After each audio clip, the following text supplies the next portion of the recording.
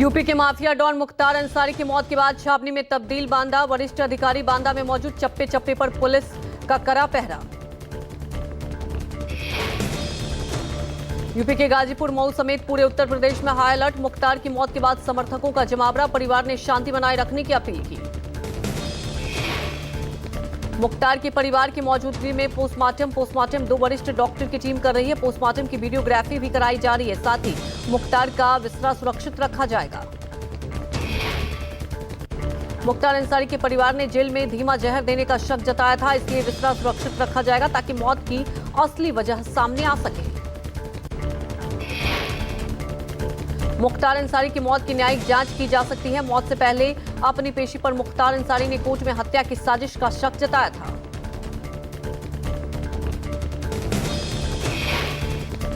मुख्तार के पोस्टमार्टम के बाद मुख्तार अंसारी का शव उनके बेटे उमर अंसारी को सौंप दिया जाएगा। पोस्टमार्टम हाउस के आसपास भारी पुलिस बल की मौजूदगी। दोपहर 2 बजे के आसपास परिवार को सौंपा जाएगा मुख्तार अंसारी का शव। मुख्तार का बेटा उमर अंसारी और भाई पोस्टमार्टम हाउस में मौजूद। माफिया मुख्तार अंसारी गाजीपुर में उसके पैतृक गांव में सुपुर्दे खाक किया जाएगा। बांदा से गाजीपुर मुख्तार का शव ले जाने का रूट तय, प्रशासन चौकन्ना। मुख्तार का शव 26 गाड़ियों के काफिले के साथ बांदा से गाजीपुर तक जाएगा। बांदा से गाजीपुर की 400 किलोमीटर की दूरी लगभग 8 घंटे में पूरी होगी। बांदा से फतेहपुर, कौसाम्बी होते प्रयागराज के बाद भदोही, वाराणसी होते हुए गाजीपुर पहुंचेगा शव। एम्बुलेंस के साथ पुलिस प्रशासन के अधिकारी रहेंगे। परिवार के लोगों की गाड़ी काफिले के बीच में चलेगी। मुख्तार का शव ले जा रहा ड्राइवर पुलिस के संपर्क में है। अंसारी जी को लेके जाना है। अब ये तो प्रशासन तय करेगा कि कहाँ लेके जाएंगे। अब ये तो प्रशासन तय करेगा ना कितने लोग बैठेंगे। परिवार के लोग भी बैठते हैं ना बॉडी साथ। हाँ, 4 लोग बैठ सकते हैं। गाजीपुर के मोहताबाद के कालीबाग कब्रिस्तान में मुख्तार अंसारी को सुपुर्दे खाक किया जाएगा। कब्रिस्तान में तैयारियां शुरू की गई है। घर के पास बड़ी संख्या में पुलिस बल तैनात। जिस कब्रिस्तान में मुख्तार की कब्र बनाई गई है, वहीं मुख्तार अंसारी के पिता और मां की भी कब्र है। कब्रिस्तान के बाहर समर्थकों की भारी भीड़ है। मुख्तार अंसारी के गांव में इस वक्त हम हैं और यहाँ देखिए कालीबाग कब्रिस्तान है, जहाँ पर उन्हें जो सुपुर्दे खाक किया जाएगा। और यहाँ पे जो जिला प्रशासन की तरफ से जो तैयारियां हैं वो यहाँ पे की जा रही है। बताया जा रहा है कि इसी कब्रिस्तान में उनके वालिद और उनकी अम्मी सहित तमाम जो परिवार के सदस्य हैं उनका जो शव दफनाया गया था। फिलहाल यहाँ पे जो तैयारियाँ हैं वो आप देख सकते हैं। कैमरा में सनी के साथ अमिताभ ओझा का। कासगंज जेल में बंद गैंगस्टर से नेता बने मुख्तार अंसारी के बेटे अब्बास अंसारी को उनके पिता के निधन की जानकारी दी गई। जेल अधीक्षक विजय विक्रम सिंह ने अब्बास को जानकारी दी। यूपी के कासगंज जेल में बंद है मुख्तार के बड़े बेटे अब्बास अंसारी। परिवार हाईकोर्ट में पेरोल की अर्जी लगाएगा ताकि अब्बास अंतिम रस्म में शामिल हो सके। परिवार ने मुख्तार अंसारी के हार्ट अटैक आने की थ्योरी को खारिज किया। मुख्तार अंसारी के बेटे उमर अंसारी का आरोप, अस्पताल में एडमिट होने के दौरान प्रशासन ने पिता मुख्तार अंसारी से नहीं मिलने दिया। आप लोग को पता है कि मेरे ऊपर क्या बीत रही है। सर, उस की जांच की मांग करेंगे? बिल्कुल करेंगे और जो कार्रवाई करनी है सब कोर्ट के माध्यम से और न्याय के रास्ते से आगे बढ़ेंगे और हमें न्यायपालिकाओं पर पूर्ण। बांदा पहुंचे मुख्तार के छोटे बेटे उमर अंसारी ने कहा, हमें न्यायपालिका पर पूरा भरोसा। मौत की जांच के लिए न्यायपालिका से गुहार लगाएंगे। मुख्तार अंसारी की मौत पर बड़े भाई ने कहा कि 18 मार्च से ही मुख्तार अंसारी की काफी तबीयत खराब चल रही थी। बार बार कहने के बावजूद कोई इलाज नहीं दिया जा रहा था, कोई इलाज नहीं दिया गया। मार्च से उनकी काफी तबीयत खराब चल रही थी। बार बार कहने के बावजूद कोई इलाज नहीं दिया जा रहा था। 25/26 की रात में तो काफ़ी तकलीफ हुई, तो उनको चंद घंटों के लिए मेडिकल कॉलेज लाए फॉर्मेलिटी करके। गुरुवार को बांदा जेल से मुख्तार अंसारी को आईसीयू में एडमिट किया गया। उस वक्त यूरिन इन्फेक्शन की बात कही गई। बताया जा रहा है कि बेहोशी की हालत में मुख्तार को अस्पताल लाया गया था। मुख्तार की मौत के दौरान अस्पताल में परिवार का कोई सदस्य मौजूद नहीं था। मौत की खबर के बाद सांसद भाई अफजाल अंसारी और बड़े बेटे अब्बास अंसारी की पत्नी निकत अंसारी बांदा पहुंचे। मुख्तार अंसारी की मौत के बाद यूपी के कई जिलों में धारा 144 लगाई गई। कासगंज, मऊ, झांसी, गाजीपुर, कानपुर, वाराणसी, आजमगढ़ में धारा 144 के अलावा हाई अलर्ट घोषित किया गया। गाजीपुर और मऊ में अलर्ट, पूरे जिले में पुलिस सतर्क। गाजीपुर और मऊ शहर सहित आसपास के इलाकों में अतिरिक्त फोर्स की तैनाती। संवेदनशील इलाकों में पुलिस बल ने किया फ्लैग मार्च। वाराणसी में भी हाई अलर्ट, जिले के संवेदनशील इलाके में पैरामिलिट्री फोर्स की 4 कंपनियां तैनात। मुख्तार की मौत के बाद पुलिस फोर्स ने कई इलाकों में किया फ्लैग मार्च। यूपी के आजमगढ़, जौनपुर सहित पूर्वांचल के कई जिलों में बढ़ती जा रही विशेष सतर्कता। हालात पर पुलिस प्रशासन की पैनी नजर। कानपुर में भी धारा 144, शहर के संवेदनशील इलाकों में अलर्ट। संवेदनशील इलाकों में जोनल और सेक्टर सिस्टम के तहत दंगा नियंत्रण टीम तैनात। जुम्मे की नमाज को देखते हुए पश्चिमी यूपी के कई जिलों में फ्लैग मार्च किया गया। स्तरीय जांच की मांग करते हुए सरकार पर सवाल उठाए अखिलेश, मायावती, तेजस्वी, इमरान, प्रतापगढ़ी समेत कई नेताओं ने सरकार से सवाल पूछे। मुख्तार अंसारी की मौत के बाद योगी सरकार पर भड़के अखिलेश यादव। अखिलेश यादव ने कहा, बीजेपी को सत्ता में बने रहने का कोई हक नहीं। यूपी सरकार अराजकता के सबसे बुरे दौर से गुजर रहा है। ये यूपी में कानून व्यवस्था का शून्यकाल है। रक्षा करना सरकार का सबसे पहला दायित्व और कर्तव्य होता है। किसी बंधक या कैदी की मृत्यु होना न्यायिक प्रक्रिया से लोगों का विश्वास उठा देगा। मायावती ने एक्स पोस्ट में लिखा, मुख्तार अंसारी की जेल में हुई मौत को लेकर उनके परिवार द्वारा जो लगातार शंकाएं और गंभीर आरोप लगाए गए हैं, उनकी उच्च स्तरीय जांच होनी चाहिए ताकि उनकी मौत के सही तथ्य सामने आ पाए। तेजस्वी यादव ने भी मुख्तार की मौत पर सवाल उठाए। एक्स पर पोस्ट कर कहा, जहर दिए जाने की उनकी शिकायतों को गंभीरता से नहीं लिया गया। संवैधानिक संस्थाओं को इस मामले में स्वतः संज्ञान लेनी चाहिए। मुख्तार अंसारी की मौत पर राजद सांसद मनोज कुमार झा ने कहा, उत्तर प्रदेश एक अलग तरह का प्रदेश बन गया। मौत और हत्या का फर्क मिट गया। मौत और हत्या का फर्क जब मिट जाए तो अराजकता होती है।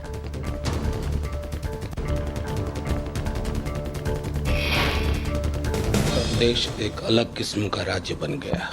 एक पैटर्न है। मौत और हत्या का फर्क मिट गया। बस इतना ही कहना। जो संदिग्ध मौत की बात कहते हैं वो जांच का विषय है। आज के दिन विज्ञान पर भरोसा करना चाहिए। फॉरेंसिक रिपोर्ट पर ही विश्वास किया जा सकता है। किसी मौत पर राजनीति नहीं होनी चाहिए। संदिग्ध मौत की बात कहते हैं वो जांच का विषय है और जांच में जो सत्यता होती है उसके आधार पर लोगों को बयान देने चाहिए। आज के दिन में विज्ञान पर भरोसा करना चाहिए क्योंकि फॉरेंसिक रिपोर्ट ही एक ऐसा है जिस पर विश्वास किया जा सकता है। माफिया मुख्तार अंसारी की मौत पर बीजेपी के दिवंगत पूर्व विधायक कृष्णानंद राय के बेटे पीयूष राय का बयान था, भगवान के दरबार में देर है अंधेर नहीं। रमजान के पवित्र महीने में अल्लाह ने किया इंसाफ। कृष्णानंद राय की हत्या में आया था मुख्तार का नाम। और मेरा व्यक्तिगत तौर से ये मानना है कि आज बाबा गोरखनाथ के दरबार में भले ही देर है और अंधेर नहीं है, और इसको मैं ये भी एक तरीके से देख सकता हूँ कि इस रमजान के पावन पर्व पर इस पावन महीने में ये अल्लाह का मैं न्याय कहूँ या भगवान का न्याय कहूँ, क्योंकि मेरे लिए दोनों एक ही हैं। हमने सुना था कि जिसका जैसा कर्म होता है। मुख्तार की मौत पर मऊ के अजय प्रकाश सिंह उर्फ मुन्ना के बेटे विकास सिंह ने कहा, ईश्वर ने किया न्याय। मुख्तार पर मुन्ना की हत्या का था आरोप। अजय की पत्नी ने कहा, अंसारी की मौत पर छलके खुशी के आंसू। सुना था कि जिसका जैसा कर्म होता है उसको वैसा फल मिलता है, और आज वो चीज़ हम लोग प्रत्यक्ष रूप से देख रहे हैं कि कैसे बुरे कर्मों का फल इस तरह से निकल करके सामने आता है। लखनऊ में सीएम योगी आदित्यनाथ ने गुरुवार देर रात की हाई लेवल मीटिंग की। मीटिंग में डीजीपी प्रशांत कुमार और एडीजी एलओ अमिताभ यश मौजूद रहे। मुख्यमंत्री योगी ने अधिकारियों को दिया निर्देश, मुख्तार की मौत के बाद हालात पर रखें कड़ी नजर।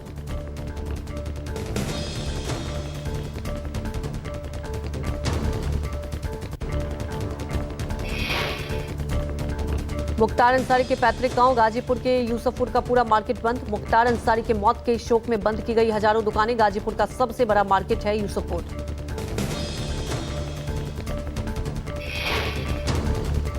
गाजीपुर में मोहम्मदाबाद स्थित मुख्तार के पैतृक घर पर भी समर्थकों की भारी भीड़। मौत की खबर के बाद ही लोगों का शुरू हो गया आना। गाजीपुर में मुख्तार के घर के बाहर जुटे लोगों से परिजनों ने की संयम बनाए रखने की अपील। मुख्तार के परिजनों ने लोगों से की घर लौटने की अपील।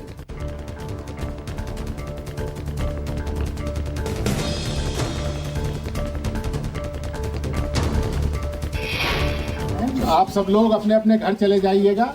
जो भी बात होगी माननीय विधायक जी आप सबको बताएंगे, सामने खड़े हुए हैं। अब आप लोगों से अनुरोध है कि कृपया करके इस स्थान को खाली कर दीजिएगा। मुंबई में होनासा, फेमिना और मम्मा अर्थ का ब्यूटीफुल इंडियंस 2024 अवार्ड में लगा सितारों का मेला। टाइगर श्रॉफ, प्रसिद्धि सिंह, किरण कामदार जैसे विजेताओं को किया गया सम्मानित। सितारों से सजे इस कार्यक्रम में बॉलीवुड की मशहूर अभिनेत्री माधुरी दीक्षित ने लूटी महफिल। अलग अलग क्षेत्रों से उनके अच्छे कार्यों के लिए लोगों को किया गया सम्मानित। माधुरी दीक्षित को सेंसेशनल सुपरस्टार की ट्रॉफी में सम्मानित किया गया। वहीं टाइगर श्रॉफ को यूथ आइकन, सिद्धांत को राइजिंग स्टार और कार्तिक आर्यन को स्टैंड आउट परफॉर्मर का अवार्ड मिला। मशहूर फैशन डिजाइनर मनीष मल्होत्रा को फैशन विजनरी पुरस्कार, तमन्ना को स्टार इन द स्पॉटलाइट और बॉबी देओल को मोस्ट लव्ड स्टार ट्रॉफी दिया गया। कार्यक्रम में मनीष मल्होत्रा, श्रद्धा कपूर, शोभिता दुल्लिपाला और करिश्मा कपूर ने भी शिरकत की। फेमिना मिस इंडिया वर्ल्ड 2022 सिनी सेठी की भी सराहना की गई।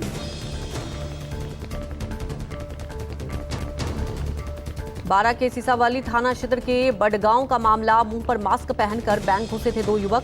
पहले फायरिंग के बाद में रुपए लेकर हुए फरार। मुंबई में कस्टम अधिकारियों की बड़ी कार्रवाई। भारी मात्रा में सोना और कैश जब्त किया। पकड़े गए सोने की कीमत करीब 3 करोड़ रुपए बताई जा रही है। कस्टम अधिकारियों ने एयरपोर्ट से 6 किलो सोना, $20,000 कैश और मोबाइल फोन जब्त किया है।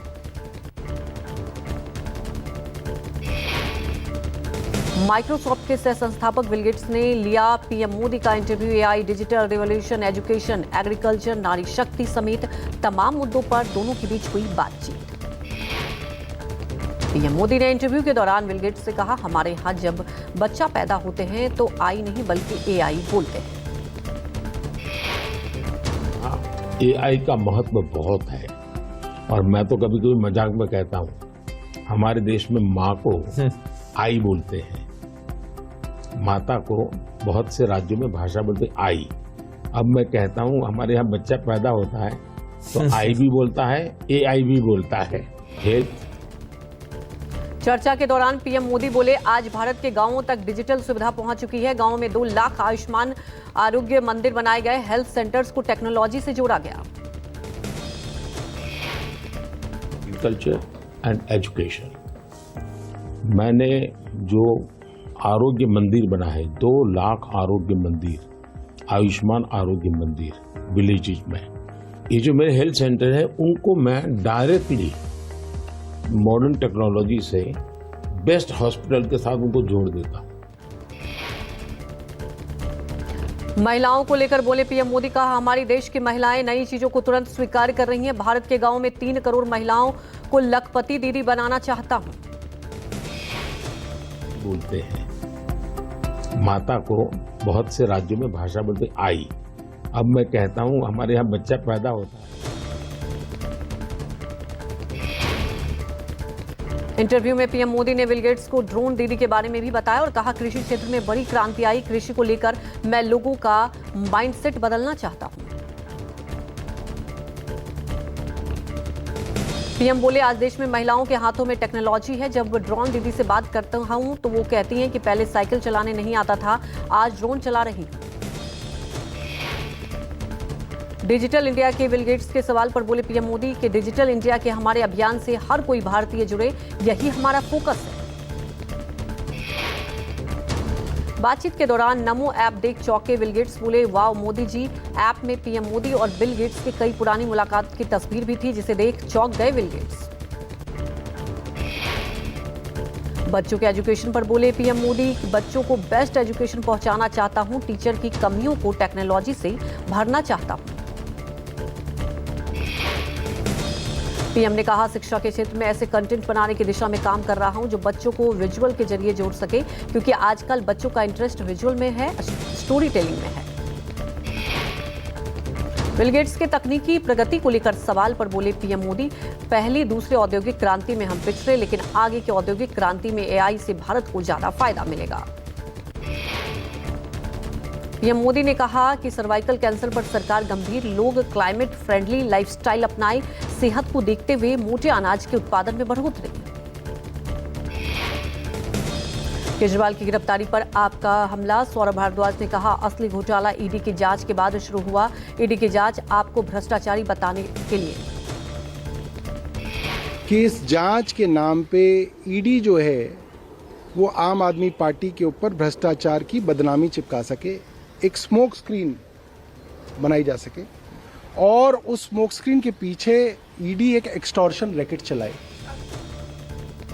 आतिश ने कहा केजरीवाल का फोन खंगालना चाहती है ईडी नहीं, बीजेपी फोन का पासवर्ड चाहती है। फोन को ईडी क्यों देखना चाहती है जब उन्हें खुद पता है कि वो उस पॉलिसी के समय का फोन नहीं है? ऐसा क्या है अरविंद केजरीवाल जी के फोन में जो आज ईडी जानना चाह रही है? महाविकास अघाड़ी की सीट शेयरिंग को लेकर पेच अभी फंसा। 31 मार्च को महाविकास अघाड़ी की दिल्ली में होगी बैठक, सीट शेयरिंग समेत कई मुद्दों पर होगी चर्चा। लोकसभा चुनाव में पहले फेज के लिए नामांकन का दौर खत्म, विपक्षी खेमा सभी तैयारियों को फाइनल टच देने में जुटे। 19 अप्रैल को वोटिंग। एनसीपी नेता जितेंद्र अहवाड का बयान, कहा प्रकाश अंबेडकर जो कर रहे हैं वो संविधान के खिलाफ काम करने वालों के हित में है। पहली बार वंचित बहुजन अघाड़ी के अध्यक्ष प्रकाश अंबेडकर ने संजय राउत पर जमकर हमला बोला, कहा राउत ने मेरी पीठ में छुरा भोंका है। बिहार में महागठबंधन की टेंशन बढ़ाएंगे ओवैसी, 16 लोकसभा सीटों पर उम्मीदवार उतारने के लिए फैसला, पहले 11 सीटों पर चुनाव लड़ने की थी घोषणा। काराकाट, दरभंगा, पाटलिपुत्र और शिवहर से चुनाव लड़ेगी एमआईएम और बिहार में के प्रदेश अध्यक्ष अर्कतुल्यमान ने किया चुनाव लड़ने का ऐलान।